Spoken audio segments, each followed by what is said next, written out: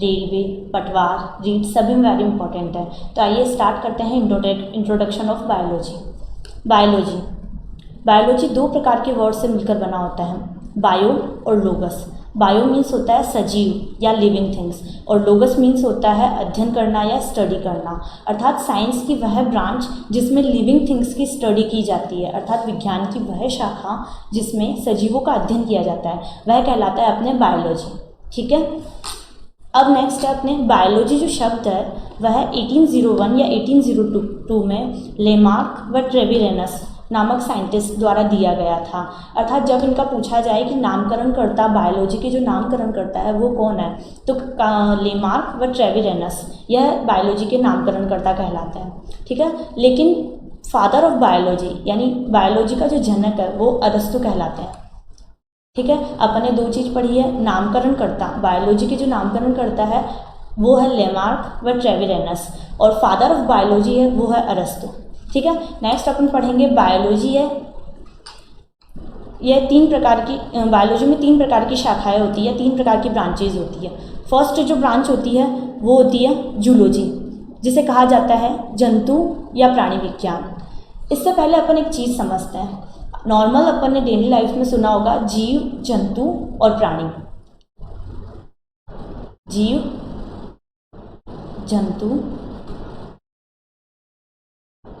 प्राणी, इन तीनों चीज़ों में डिफरेंस क्या होता है, तो आइए समझते हैं इन चीज़ों में डिफरेंस क्या होता है। जीव मतलब होता है ऑल लिविंग थिंग्स, यानी सारे जो सजीव है, सारे जो सजीव है, all living things,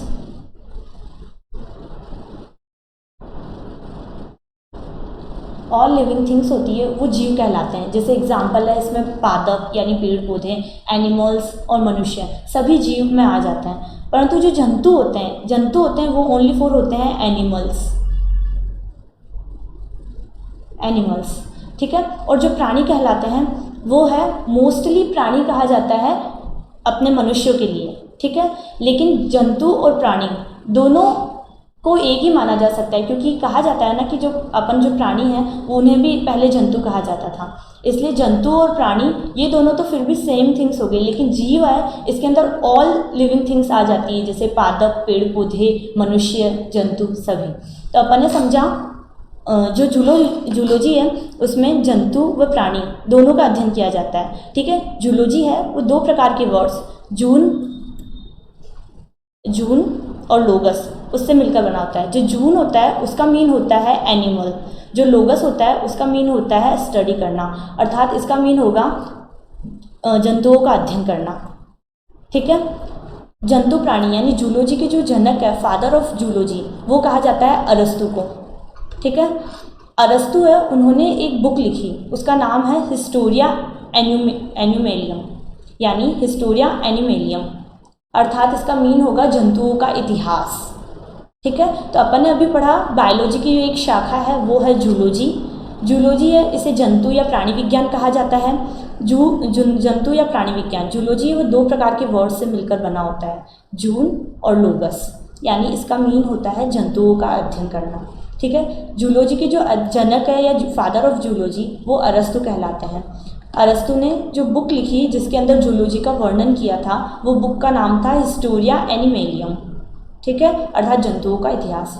next biology की जो शाखा है वो है बॉटनी, जिसे पादप या वनस्पति विज्ञान भी कहा जाता है। बॉटनी जो वर्ड है ये बोटीन वर्ड से लिया गया है, जिसका जो मीन होता है वो होता है बूटी, अर्थात बॉटनी वर्ड बोटेन शब्द से लिया गया है जिसका अर्थ होता है बूटी। बॉटनी के जो जनक या फादर ऑफ बॉटनी थियोफ्रेस्टस को कहा जाता है। ठीक है, जो थियोफ्रेस्टस थे उन्होंने एक बुक लिखी, उसका नाम था हिस्टोरिया प्लांटेरम। ठीक है, जिसका जो मीन होता है पादपों का इतिहास।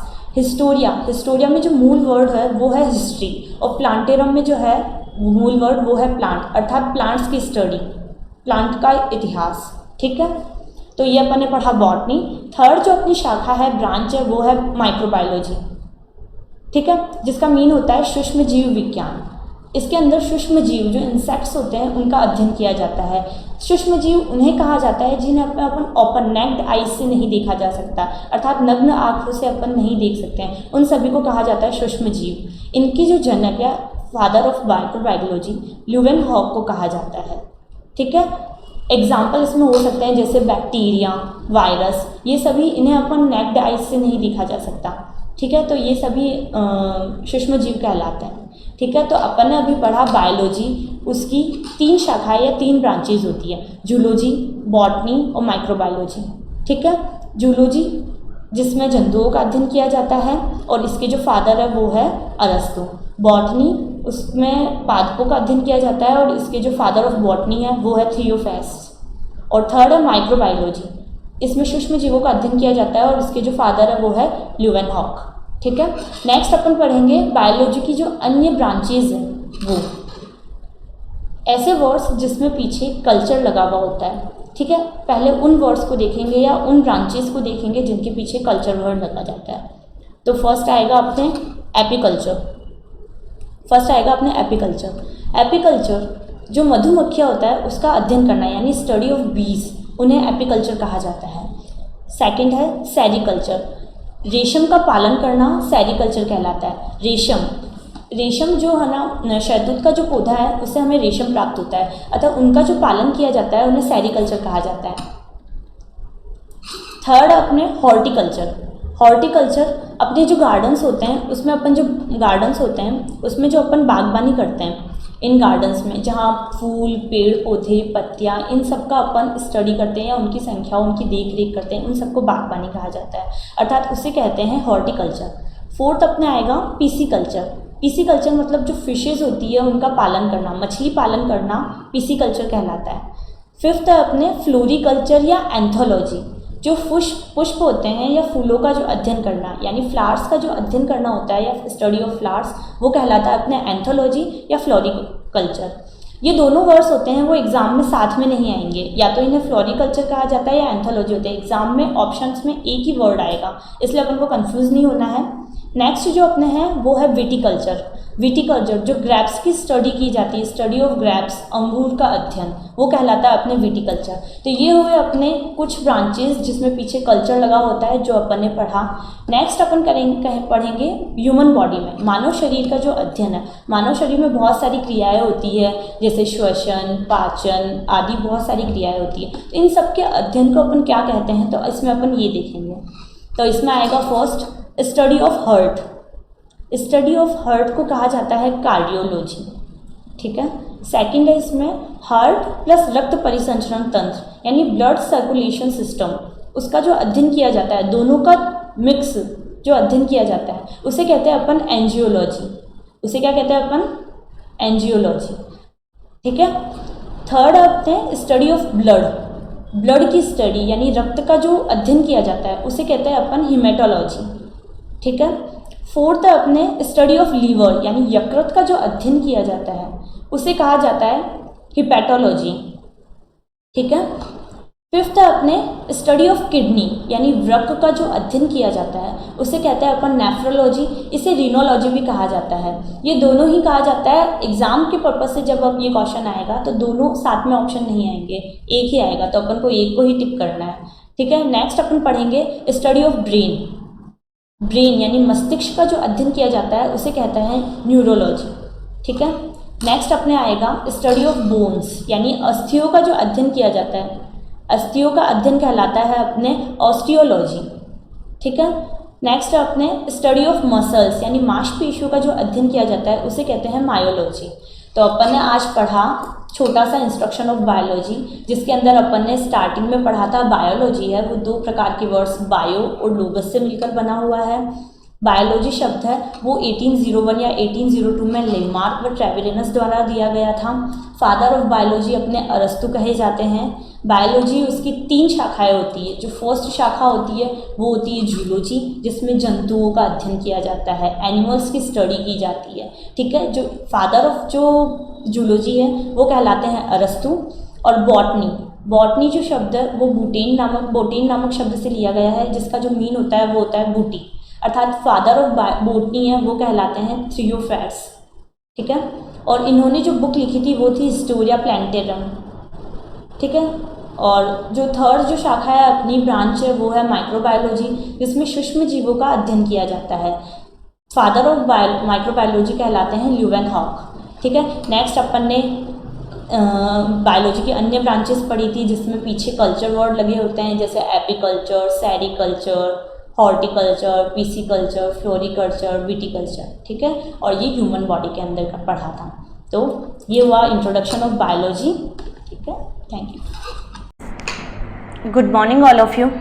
आज हम स्टार्ट करेंगे बायोलॉजी में एक न्यू टॉपिक, वो है न्यूट्रिशन एंड न्यूट्रिएंट्स, यानी पोषण एंड पोषक पदार्थ। ये टॉपिक हमारे all competitive exams like SSC, railway, पटवार, रीट सभी में वेरी इंपॉर्टेंट है। साथ ही हमारे डेली लाइफ में यानी दैनिक जीवन में भी बहुत इंपॉर्टेंट है। तो आइए स्टार्ट करते हैं अपना new topic nutrients and nutrition, ठीक है। फर्स्ट अपन पढ़ेंगे न्यूट्रिशन के बारे में, यानी पोषण। पोषण होता क्या है?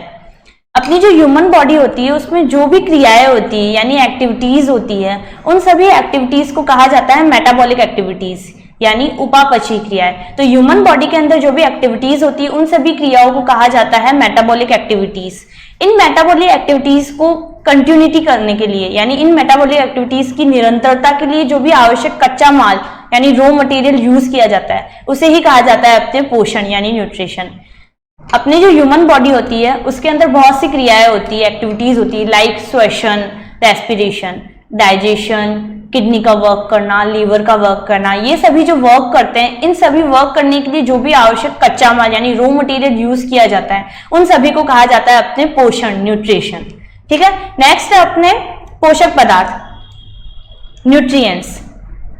अपनी जो ह्यूमन बॉडी होती है उसके अंदर अपनी एनर्जी यानी ऊर्जा, वृद्धि यानी ग्रोथ और कोशिका सेल्स की जो टूट फूट होती है उन सबकी मरम्मत के लिए, रिपेयरिंग के लिए जो भी आवश्यक पदार्थ यूज किया जाता है उसे कहा जाता है अपने न्यूट्रिएंट्स। यानी ह्यूमन बॉडी होती है उसके अंदर अपनी जो एनर्जी होती है, ऊर्जा, अपन को ह्यूमन बॉडी के अंदर जो एनर्जी होती है उसकी अपन को टाइम टू टाइम अत्यंत आवश्यकता होती है एनर्जी की। तो ऊर्जा संरक्षण के सिद्धांत से जैसा कि अपन को पता है कि जो एनर्जी होती है उसे ना तो प्रोड्यूस किया जा सकता है ना ही डिस्ट्रॉय किया जा सकता है, ओनली फॉर एनर्जी को कन्वर्ट किया जा सकता है, अर्थात उसका कन्वर्जन किया जाता है। अर्थात ऊर्जा संरक्षण के सिद्धांत से जो एनर्जी होती है ऊर्जा, उसको न तो उत्पन्न किया जा सकता है ना ही नष्ट किया जाता है, ओनली फॉर उसे रूपांतरित किया जा सकता है। तो इसके कारण अपने जो ऊर्जा को कन्वर्ट करते हैं, इस कन्वर्जन के लिए भी अपन को जो आवश्यक पदार्थ लगता है वो। नेक्स्ट अपने ग्रोथ यानी कोशिका, अपनी जो ह्यूमन बॉडी होती है, ह्यूमन बॉडी के लिए जो ग्रोथ होती है, लंबाई, चौड़ाई, ऊंचाई, इन सब की ग्रोथ के लिए भी अपन को जो आवश्यक पदार्थ लगते हैं जो अपनी ग्रोथ में वृद्धि करते हैं। और जो अपनी सेल्स होती है, ह्यूमन बॉडी के अंदर बहुत सारी सेल्स होती है और किसी न किसी कारण वो कभी टूट जाए यानी उनकी जो टूट फूट हो जाए, उन सबकी रिपेयरिंग के लिए जो भी आवश्यक पदार्थ लगता है, इन क्रियाओं के लिए जो भी आवश्यक पदार्थ की आवश्यकता होती है अपन को, वो कहलाते हैं अपने न्यूट्रिएंट्स। तो अपन ने पढ़ा था फर्स्ट न्यूट्रिशन और सेकेंड है अपने न्यूट्रिएंट्स।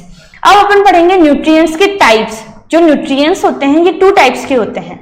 फर्स्ट होते हैं मैक्रोन्यूट्रिएंट्स और सेकेंड होते हैं माइक्रोन्यूट्रिएंट्स, ठीक है।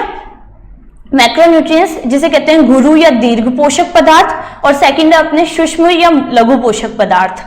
फर्स्ट अपन पढ़ेंगे मैक्रोन्यूट्रिएंट्स। जो अपने मैक्रोन्यूट्रिएंट्स होते हैं उनमें जो फर्स्ट आता है वो है कार्बोहाइड्रेट, सेकंड है प्रोटीन, थर्ड है वसा यानी फैट और फोर्थ है जल यानी वाटर। जो अपने ह्यूमन बॉडी के अंदर जो जल होता है वो अत्यंत आवश्यकता होता है, इससे अपन को एनर्जी यानी ऊर्जा प्राप्त नहीं होती है। लेकिन जो ह्यूमन बॉडी के अंदर जो भी जैविक क्रियाएं होती है उन सभी क्रियाओं को, एक्टिविटीज को जो संपन्न करने के लिए अपने वाटर अत्यंत इंपॉर्टेंट होता है, क्योंकि वाटर के बिना तो कुछ काम हो ही नहीं सकता। इसलिए कहते हैं ना, जल है तो कल है। अर्थात जो ह्यूमन बॉडी होती है उसके अंदर वाटर एक अत्यंत महत्वपूर्ण पार्ट होता है, ठीक है। तो ये अपने जो चारों कार्बोहाइड्रेट, प्रोटीन, वसा और वाटर, ये अपने कहलाते हैं मैक्रोन्यूट्रिएंट्स। इसका अपन बाद में पूरा एनालिसिस करेंगे। सेकंड है अपने माइक्रोन्यूट्रिएंट्स सेकंड है अपने माइक्रोन्यूट्रिएंट्स। जो अपने माइक्रोन्यूट्रिएंट्स यानी सूक्ष्म या लघु पोषक पदार्थ, इसके अंदर जो फर्स्ट आते हैं अपने विटामिन्स। अपनी बॉडी के अंदर जो भी आवश्यक जो विटामिन्स होते हैं ये सभी माइक्रोन्यूट्रिएंट्स के पार्ट है। सेकंड है इसमें एलिमेंट्स यानी तत्व, जिसके अंदर sodium, potassium, calcium, magnesium, iron, ये सभी जो एलिमेंट्स, इसके अलावा भी बहुत सारे एलिमेंट्स हैं जो ह्यूमन बॉडी को बहुत आवश्यक है, तो इन सभी को भी माइक्रोन्यूट्रिएंट्स में रखा गया है। तो अपन ने पढ़ा न्यूट्रिएंट्स के दो पार्ट्स होते हैं, फर्स्ट है मैक्रोन्यूट्रिएंट्स, सेकंड है माइक्रोन्यूट्रिएंट्स। और यहाँ अपन ने इसके टाइप्स पढ़े थे। मैक्रोन्यूट्रिएंट्स में आते हैं कार्बोहाइड्रेट, प्रोटीन, फैट यानी वसा, और फोर्थ है वाटर यानी जल। और माइक्रोन्यूट्रिएंट्स होते हैं, इसमें आते हैं विटामिन्स और एलिमेंट्स यानी तत्व। ठीक है, नेक्स्ट अपन पढ़ेंगे मैक्रोन्यूट्रिएंट्स का फर्स्ट टाइप, वो है कार्बोहाइड्रेट। कार्बोहाइड्रेट जैसा अपन को नाम से ही पता चल रहा है, कार्बोहाइड्रेट है वो कार्बो प्लस हाइड्रेट से मिलकर बना है। कार्बो इसका मतलब होता है कार्बन, और हाइड्रेट का मतलब है हाइड्रोजन और ऑक्सीजन का मिश्रण।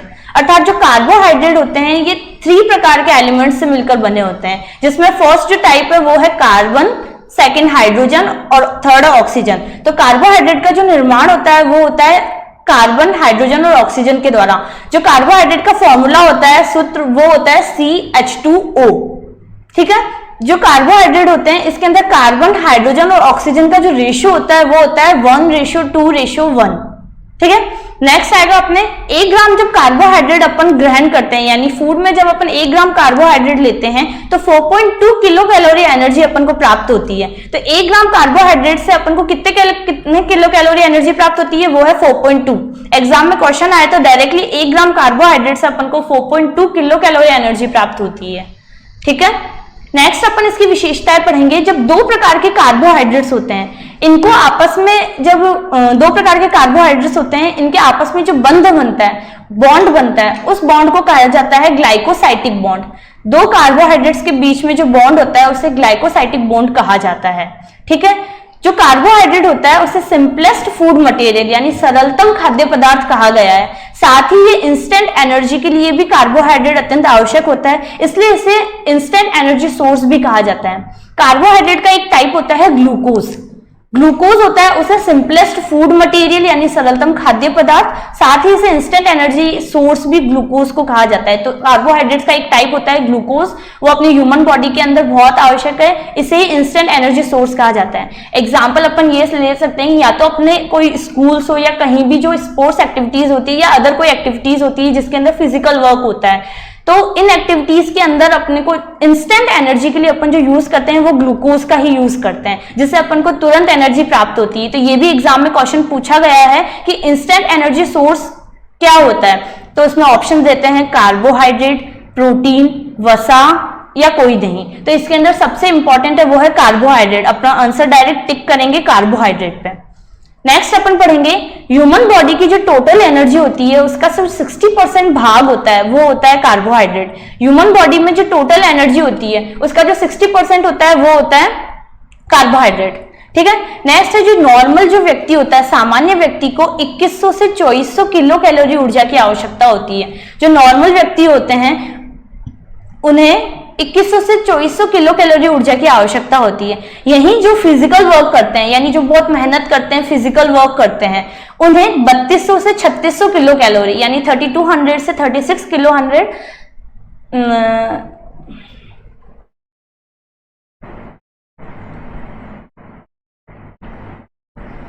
यही जो फिजिकल वर्क करते हैं, मेहनत करते हैं, उन्हें 3200 से 3600 यानी 3200 से 3600 किलो कैलोरी एनर्जी की आवश्यकता होती है।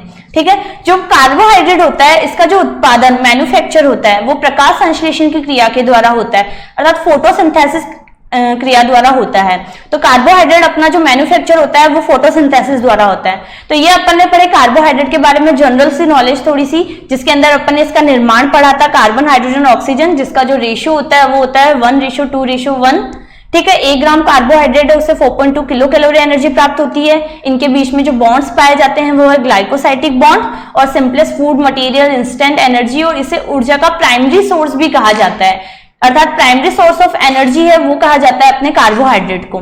ठीक है, नेक्स्ट अपन पढ़ेंगे कार्बोहाइड्रेट्स के टाइप्स। कार्बोहाइड्रेट्स होते हैं वो कितने टाइप्स के होते हैं, तो कार्बोहाइड्रेट्स अपने होते हैं 3 टाइप्स के, जिसमें फर्स्ट टाइप आता है अपने मोनोसेकेराइड, सेकंड टाइप आता है अपने ऑलिगोसेकेराइड और थर्ड टाइप अपने आता है पॉलीसेकेराइड्स। जो मोनोसेकेराइड्स केमिकल फॉर्म में आपने देखा होगा कि जो मोनो होता है उसका मतलब होता है 1 यूनिट।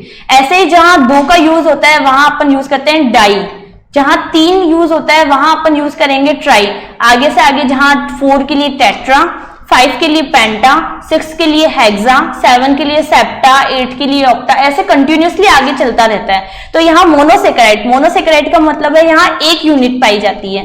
सेकंड है अपने ऑलिगोसेकेराइड, ऑलिगोसेकेराइड्स होते हैं इसमें 2 से लेकर 10 तक यूनिट्स पाई जाती है। और थर्ड है अपने पॉलीसेकेराइड्स, जो पॉलीसेकेराइड्स होते हैं उसमें 10 से ज्यादा यूनिट पाई जाती है। पॉली जैसे नाम से ही जब अधिक से अधिक यूज किया जाता है तो उसे कहा जाता है अपने पॉली, ठीक है। तो यहाँ 10 से अधिक यूनिट यूज की जाती है। जो अपने ऑलिगोसेकेराइड्स होते हैं ये भी 2 टाइप्स के होते हैं, यानी यहाँ 2 से लेकर 10 तक यूनिट्स आती है, तो इन्हें बहुत सारे टाइप्स में बांटा गया। तो इसमें जब डाइसेकेराइड होता है तो डाई, जैसे मैंने अभी बताया था केमिकल फॉर्म में डाई यानी 2 यूनिट्स मानी जाती है, और ट्राई जिसे 3 यूनिट्स माना गया है, ठीक है। तो ऑलिगोसेकेराइड्स के जो टाइप्स होते हैं वो है डाइसेकेराइड और ट्राइसेकेराइड, ठीक है। अब अपन इसकी पढ़ेंगे थोड़ी विशेषताएं कि मोनोसेकेराइड्स होते हैं ये जल में घुलनशील होते हैं, यानी जो वाटर होता है उसमें सॉल्युबल होते हैं, ठीक है। जो ऑलिगोसेकेराइड्स होते हैं या डाइसेकेराइड्स होते हैं ये भी जल में घुलनशील होते हैं, लेकिन जो पॉलीसेकेराइड्स होते हैं ये जल में अघुलनशील होते हैं, यानी सॉल्युबल नहीं होते हैं। जो अपने मोनोसेकेराइड्स होते हैं ये स्वाद में मीठे होते हैं, जो ऑलिगोसेकेराइड्स होते हैं ये स्वाद में मोनोसेकेराइड्स की अपेक्षा कम मीठे होते हैं, लेकिन जो ये पॉलीसेकेराइड्स होते हैं ये स्वाद में फीके या स्वादहीन होते हैं, ठीक है। तो ये थी इनकी विशेषताएं।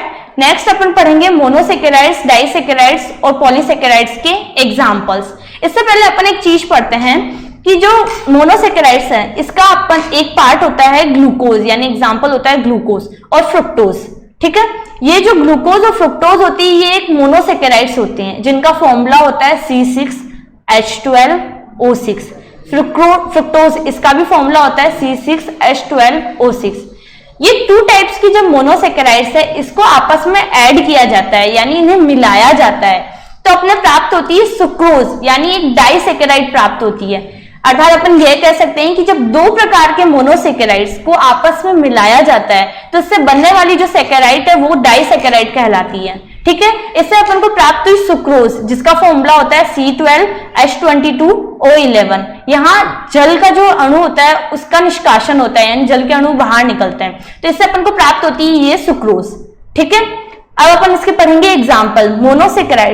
मोनोसेकेराइड के एग्जाम्पल जैसा कि अपन ने अभी ऊपर देखा था ग्लूकोज, फ्रुक्टोज, गैलेक्टोज, इन सभी में कार्बन परमाणुओं की जो संख्या होती है वो होती है 6, अर्थात 6 के लिए केमिकल फॉर्म में क्या यूज किया जाता है हेक्सा, यानी इसे हेक्सो शर्करा भी कहा जाता है। जो ग्लूकोज, फ्रुक्टोज और गैलेक्टोज होती है इन्हें हेक्सो शर्करा कहा जाता है, और इसका जो फॉर्मूला होता है वो होता है C6H12O6, ठीक है। नेक्स्ट है अपने डीऑक्सीराइबोज। डीऑक्सीराइबोज ये अपने डीएनए में पाया जाता है, और जो राइबोज होता है ये अपने आरएनए में पाया जाता है। इन दोनों के अंदर जो कार्बन परमाणुओं की जो संख्या होती है वो होती है 5, यानी 5, और 5 के लिए अपने केमिकल फॉर्म में पेंटा वर्ड यूज किया जाता है, अर्थात इन्हें पेंटोज शर्करा भी कहा जाता है, जिसका फॉर्मूला होता है C5H10O5। यहां अपन ने एक बात नोट करी होगी कि यहाँ जो हेक्सो शर्करा बनी जिसका फॉर्मूला हुआ अपने C6H12O6, यहाँ कार्बन, हाइड्रोजन और ऑक्सीजन का जो रेशियो दिखा है अपने वो 1:2:1 की फॉर्म में ही है, अर्थात ये एक कार्बोहाइड्रेट है, ठीक है। पेंटोज शर्करा के अंदर भी C5H10O5, यानी यहाँ कार्बन, हाइड्रोजन और ऑक्सीजन का जो रेशियो है वो है 1:2:1, अर्थात ये भी एक कार्बोहाइड्रेट है, ठीक है। कार्बोहाइड्रेट की पहचान के इसके फॉर्मूले से अपन अच्छे से कर सकते हैं। तो ये हुई अपने मोनोसेकेराइड्स, ठीक है। नेक्स्ट अपन पढ़ेंगे डाइसेकेराइड्स। डाइसेकेराइड्स होती है, इसमें जो फर्स्ट एग्जांपल है वो है सुक्रोज, जो अपन ने ग्लूकोज और फ्रुक्टोज से बनाया था, यानी ग्लूकोज और फ्रुक्टोज को आपस में ऐड किया जाता है, उनका एडिशन किया जाता है, यानी मिलाया जाता है, तो अपने सुक्रोज शर्करा पाई मिलती है अपन को, ठीक है। नेक्स्ट है अपने माल्टोज। माल्टोज का निर्माण जब 2 प्रकार के ग्लूकोज यानी ग्लूकोज और ग्लूकोज आपस में जब मिलते हैं, इन्हें ऐड किया जाता है, तो माल्टोज शर्करा अपन को प्राप्त होती है, यानी माल्टोज शर्करा ग्लूकोज और ग्लूकोज के एडिशन से प्राप्त होती है, ठीक है। थर्ड अपने लैक्टोज शर्करा, जिसे मिल्क शुगर भी कहा जाता है, अर्थात दुग्ध शर्करा भी कहा जाता है। जो लैक्टोज का जो निर्माण होता है वो होता है ग्लूकोज प्लस गैलेक्टोज, यानी ग्लूकोज और गैलेक्टोज आपस में जब मिलते हैं तो लैक्टोज शर्करा का निर्माण होता है, ठीक है। नेक्स्ट है अपने पॉलीसेकेराइड्स। जो पॉलीसेकेराइड्स होती हैं उसके अंदर फर्स्ट होता है सेल्यूलोज। सेल्यूलोज है जिसे बीटा ग्लूकोज का बहुलक भी कहा जाता है। सेल्यूलोज है, अपन इसको बीटा ग्लूकोज का बहुलक कहा जाता है। नेक्स्ट है अपने स्टार्च और ग्लाइकोजन। जो अपने स्टार्च और ग्लाइकोजन होते हैं इन्हें ग्लूकोज के बहुलक कहा जाता है, अर्थात पॉलीमर ऑफ ग्लूकोज कहा जाता है। ठीक है, जो ये अपने स्टार्च होता है ये अपने पौधों में संचित भोज्य पदार्थ होता है, अर्थात पौधों के अंदर जो भी स्टोर्ड फूड मटेरियल होता है उसे अपने कहा जाता है स्टार्च। ठीक है, और जो ह्यूमन बॉडी होती है या एनिमल्स होते हैं इसके अंदर जो भी संचित भोज्य पदार्थ होता है, स्टोर्ड फूड मटेरियल होता है, उसे कहा जाता है अपने ग्लाइकोजन। एक और क्वेश्चन एग्जाम में पूछा जाता है कि जो ये ग्लाइकोजन होता है ये अपने ह्यूमन बॉडी के अंदर कहाँ संचित होता है, तो यकृत यानी लीवर के अंदर ग्लाइकोजन होता है वो अपने ह्यूमन बॉडी के अंदर संचित होता है, स्टोर्ड होता है। ठीक है, तो ये अपने पढ़े मोनोसेकेराइड्स, डाइसेकेराइड्स और पॉलीसेकेराइड्स के एग्जाम्पल। नेक्स्ट अपन इसी कार्बोहाइड्रेट से रिलेटेड यानी इन शर्करा और शुगर से इनसे रिलेटेड कोई इंपॉर्टेंट फैक्ट्स देखेंगे। तो इसके अंदर जो फर्स्ट शर्करा आती है, शुगर आती है, वो होती है सेल्यूलोज। सेल्यूलोज शुगर होती है जो प्रकृति में सर्वाधिक पाए जाने वाला ऑर्गेनिक कंपाउंड होता है। जो सेल्यूलोज होता है वो होती है प्रकृति में सर्वाधिक पाए जाने वाला ऑर्गेनिक कंपाउंड। ठीक है, एक क्वेश्चन एग्जाम में पूछा जाता है कि जो ऑलिगोसेकेराइड्स है एंड पॉलीसेकेराइड्स होती है इनका जल अपघटन करने पर यानी हाइड्रोलाइसिस करने पर अपन को क्या प्राप्त होता है, तो ऑलिगोसेकेराइड्स और पॉलीसेकेराइड्स का अपन जल अपघटन करते हैं तो अपन को मोनोसेकेराइड्स प्राप्त होती है। ठीक है, नेक्स्ट है all sugars are carbohydrates but all carbohydrates are not sugar, यानी जो सारी शर्कराएं होती है, शुगर्स होती है, वो तो कार्बोहाइड्रेट हो सकती है लेकिन जो ऑल कार्बोहाइड्रेट्स होते हैं वो शर्करा हो ये आवश्यक नहीं है, ये जरूरी नहीं है। ठीक है, ये इंपॉर्टेंट फैक्ट है कि सारी जो शुगर्स होती है वो कार्बोहाइड्रेट होती है लेकिन जो सारे जो कार्बोहाइड्रेट्स होते हैं ये शुगर हो ये इंपॉर्टेंट नहीं है। ठीक है, नेक्स्ट अपने माल्टोज। यह जो माल्टोज होती है ये अंकुरित बीज या स्प्राउटेड सीड्स में पाई जाती है, साथ ही अनाजों में भी पाई जाती है। नेक्स्ट है अपने गैलेक्टोज। ये गैलेक्टोज शुगर होती है, इसे ब्रेन शुगर भी कहा जाता है अर्थात मस्तिष्क शर्करा भी कहा जाता है। नेक्स्ट है अपने सुक्रोज। सुक्रोज जो अपने डेली रूटीन में जो चीनी यूज करते हैं वो सुक्रोज होती है, इसे व्यापारिक शुगर भी कहा जाता है, व्यापारिक शर्करा। साथ ही इसे टेबल शुगर भी कहा जाता है और केन शुगर भी कहा जाता है। ठीक है, नेक्स्ट है अपने फ्रुक्टोज। ये जो फ्रुक्टोज होती है इसे फ्रूट शुगर कहा जाता है, यानी फलों में पाई जाने वाली जो शर्करा होती है वो होती है फ्रुक्टोज। साथ ही जो हनी यानी शहद के अंदर भी जो शर्करा पाई जाती है वो है फ्रुक्टोज। ठीक है, फ्रुक्टोज है ये प्रकृति में पाई जाने वाली सबसे मीठी प्राकृतिक शर्करा होती है। एग्जाम में अगर क्वेश्चन आवे कि सबसे मीठी प्राकृतिक शर्करा कौन सी है तो फ्रुक्टोज प्रकृति में पाई जाने वाली सबसे मीठी प्राकृतिक शर्करा होती है। फ्रुक्टोज इसे फ्रूट शुगर भी कहा जाता है, यानी फलों में पाई जाने वाली शुगर भी कहा जाता है, लेकिन एक्सेप्शन के अंदर जो ग्रेप्स होते हैं यानी अंगूर होते हैं उसके अंदर फ्रुक्टोज शर्करा नहीं पाई जाती, उसकी जगह ग्लूकोज शर्करा पाई जाती है। अर्थात जो ग्लूकोज होता है उसे ग्रेप शुगर भी कहा जाता है, अंगूर में पाई जाने वाली शर्करा भी कहा जाता है। साथ ही ग्लूकोज को ब्लड शुगर भी कहा जाता है। ठीक है, और ग्लूकोज का अपन ने और नाम पढ़ा था कि ये सबसे सिंपलेस्ट फूड मटेरियल है और इंस्टेंट एनर्जी के लिए भी यूज होती है। तो यहाँ अपन ने पढ़े थे ये इंपॉर्टेंट फैक्ट्स। आज अपन ने पढ़ा ये कार्बोहाइड्रेट, न्यूट्रिशन एंड न्यूट्रिएंट्स। अपन इसका एक बार क्विक रिवाइज करेंगे। स्टार्टिंग में अपन ने पढ़ा था पोषण, न्यूट्रिशन। न्यूट्रिशन होती है हमारी ह्यूमन बॉडी के अंदर जो भी क्रियाएं होती है उन सभी क्रियाओं को मेटाबॉलिक एक्टिविटीज कहते हैं, और इन्हीं एक्टिविटीज की कंटिन्यूटी के लिए जो भी आवश्यक रॉ मटेरियल्स होते हैं उन सभी को कहते हैं अपने न्यूट्रिशन। ठीक है, नेक्स्ट अपने न्यूट्रिएंट्स यानी ह्यूमन बॉडी के अंदर एनर्जी, ग्रोथ और सेल्स की जो टूट फूट होती है उनकी रिपेयरिंग के लिए जो भी आवश्यक पदार्थ यूज किया जाता है उसे न्यूट्रिएंट्स कहते हैं। अपन ने फिर पढ़ा था न्यूट्रिएंट्स के टू टाइप्स, मैक्रोन्यूट्रिएंट्स और माइक्रोन्यूट्रिएंट्स, जिसमें मैक्रोन्यूट्रिएंट्स में आते हैं कार्बोहाइड्रेट, प्रोटीन, वसा यानी फैट और वाटर, और माइक्रोन्यूट्रिएंट्स में आते हैं विटामिन्स और एलिमेंट्स। नेक्स्ट अपन ने मैक्रोन्यूट्रिएंट्स का एक टाइप पढ़ा था कार्बोहाइड्रेट। कार्बोहाइड्रेट का निर्माण कार्बन, हाइड्रोजन और ऑक्सीजन से मिलता है 1:2:1 की फॉर्म में। 1 ग्राम कार्बोहाइड्रेट से अपन को 4.2 किलो कैलोरी एनर्जी प्राप्त होती है। 2 कार्बोहाइड्रेट्स के बीच में ग्लाइकोसाइटिक बॉन्ड होता है। ठीक है, इसे प्राइमरी सोर्स ऑफ एनर्जी कहा जाता है। साथ ही ह्यूमन बॉडी की टोटल एनर्जी का जो 60% होता है वो अपन को प्राप्त होता है कार्बोहाइड्रेट से। ठीक है, इसका जो मैन्युफैक्चर होता है वो फोटोसिंथेसिस क्रिया द्वारा होता है। कार्बोहाइड्रेट्स होते हैं ये 3 टाइप्स के होते हैं, मोनोसेकेराइड्स, ओलिगोसेकेराइड्स और पॉलीसेकेराइड्स। जहां अपन ने इसके एग्जांपल्स पढ़े थे मोनोसेकेराइड्स में ग्लूकोज, फ्रुक्टोज, गैलेक्टोज, डिऑक्सीराइबोज और राइबोज। जहां डाइसेकेराइड्स में सुक्रोज, माल्टोज, लैक्टोज। पॉलीसेकेराइड्स में अपन ने पढ़े थे cellulose, starch and glycogen. Glycogen अपनी ह्यूमन बॉडी के अंदर कहाँ संचित होता है? लीवर में यानी यकृत में। ठीक है। इंपॉर्टेंट फैक्ट्स में अपन ने सेल्यूलोज पढ़ा था, जो प्रकृति में सर्वाधिक पाए जाने वाला ऑर्गेनिक कंपाउंड है। ठीक है। माल्टोज है वो स्प्राउटेड सीड्स में पाया जाता है, यही अनाजों में भी पाया जाता है। गैलेक्टोज होता है, इसे ब्रेन शुगर कहा जाता है। सुक्रोज है, इसे चीनी टेबल शुगर कहा जाता है। फ्रुक्टोज जिसे फ्रूट शुगर भी कहा जाता है, लेकिन यहाँ जो एक्सेप्शन है वो है ग्रेप शुगर, जो कि ग्लूकोज में पाया जाता है, और इसे ही ब्लड शुगर कहा जाता है। तो आज अपन ने ये पढ़ा न्यूट्रिशन और न्यूट्रिएंट्स का फर्स्ट टाइप कार्बोहाइड्रेट्स। आगे अपन नेक्स्ट क्लास में कंटिन्यू रखेंगे। Thank you.